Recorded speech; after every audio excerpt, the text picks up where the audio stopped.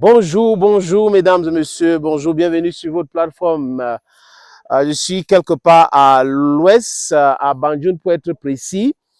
Et on a décidé comme ça de parler de cette actualité depuis Banjul. Les amis, vous savez que hier samedi, il y avait un attentat en Russie. Dans la nuit du matin, voilà, il y avait cet attentat-là.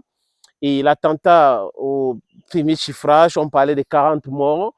À l'heure actuelle, on parle de 60. Les chiffres sont en train d'augmenter. Plus de 100 personnes blessées. Qu'est-ce qui s'est passé? C'est des hommes armés, cagoulés, qui sont entrés dans une salle de spectacle, de concert, à Secus City Hall. Et les jeunes étaient là tranquillement dans leur concert et ils ont commencé à tirer. Il y a eu fusillade. Et là, le président russe était informé minute by minute par ce qui se passe à Moscou. C'était quand même terrible de voir ces jeunes-là qui ne demandaient rien à personne, qui sont sortis pour le divertissement, s'est fait tuer comme ça. Et j'ai parcouru la presse cybernétique pour voir les pays qui ont réagi, les amis. La première ministre italienne, Madame Meloni, a condamné cette attaque odieuse, terroriste. Elle l'a condamnée, elle demande justice. On a eu aussi la réaction de la part d'Emmanuel Macron. Emmanuel Macron a condamné cette attaque terroriste parce que tout le monde est d'accord que ce sont des attaques ou c'est une attaque terroriste. À Washington, John Kirby était devant la presse, c'est le porte-parole de la Maison-Blanche. Il a parlé de cette attaque-là et il a aussi condamné, les Américains ont condamné cette attaque. En Allemagne, ça a été condamné. Le Premier ministre Indira Modi a écrit sur X, donc Twitter. Il a condamné. He talks about a hideous attack on young people who are just there to enjoy themselves. Le président chinois aussi, Xi Jinping, a réagi.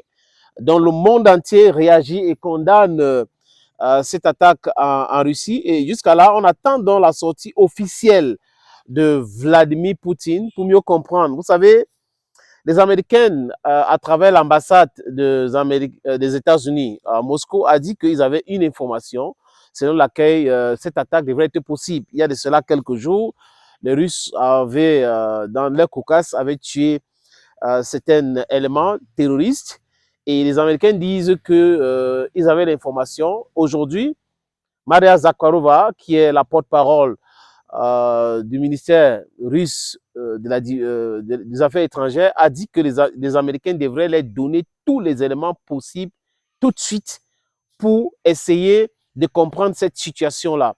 Beaucoup de morts, beaucoup de désolations, les amis. Et il ne faut pas oublier que les doigts sont pointés aussi du côté de l'Ukraine. On est en train d'accuser l'Ukraine aujourd'hui d'être derrière. Mais il n'y a pas de conclusion à ce qui concerne à cette attaque-là. Donc, voilà ce qui s'est passé en Russie. C'est 24 heures, c'est terrible, c'est difficile, les images, très difficile. Et je vous rassure, les amis, vous êtes sur cette plateforme et nous essayons de dire les choses clairement comme on les pense. La Russie va réagir de façon brutale, sans réserve, après les enquêtes. Ça ne va pas durer, vous allez voir. Si c'est un pays qui est derrière cette attaque, si c'est l'Ukraine qui est derrière cette attaque, je pleure le sort de l'Ukraine. Parce que là, ça sera compliqué. Vous avez vu la sortie de Dmitry Peskov, le porte-parole du Kremlin, dont la présidence russe. Il a commencé à parler de la guerre. Donc, son vocabulaire a commencé à changer. Des gens pensent aujourd'hui que bientôt, on va annoncer la mobilisation en Russie ou dit qu'on est en guerre et de façon massive attaquer l'Ukraine brutalement. Si c'est le service secret ukrainien qui est derrière, je pense que c'est une très mauvaise idée. Les délinquants qui sont dans une organisation qu'on appelle les nationalistes anti-Kremlin, les Russes que les Ukrainiens ont recrutés pour créer les problèmes à Belgorod et autres, on dit qu'ils ne sont pas derrière cette attaque. Mais les amis, il y aura pas de pitié. Il n'y aura pas de pitié. Je vous le dis, et j'assume ce que je dis parce qu'on a vu ça dans l'histoire. Après les attentats comme ça dans les capitales d'un pays, une capitale comme Moscou, hyper protégée, hyper sécurisée, les amis, ça va aller très vite. Très, très, très vite. Donc, paix l'âme de tous les personnes tuées, ceux qui sont blessés, ceux qui se trouvent dans les hôpitaux aujourd'hui.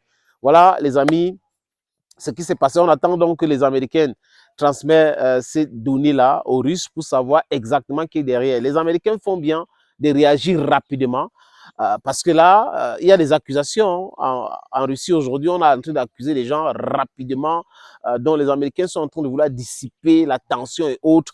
Espérons qu'ils ont les éléments parce que les Russes vont publier dans quelques heures, les amis, les enquêtes et les noms des personnes et les pays responsables à cela vont être produits et l'attaque, ça sans pitié, comme je l'ai dit. Merci beaucoup les amis, merci encore. Bye bye for now. Vous voyez là, c'est toujours Banjoun, cette très belle bâtisse. Hein. Nous sommes au village, ce sont les cages du village et l'atmosphère aujourd'hui, c'est agréable. Donc, on vous présente aussi ce petit village, au quartier de Banjoun. Je ne sais pas comment ça s'appelle, mais nous sommes à plein Banjoun.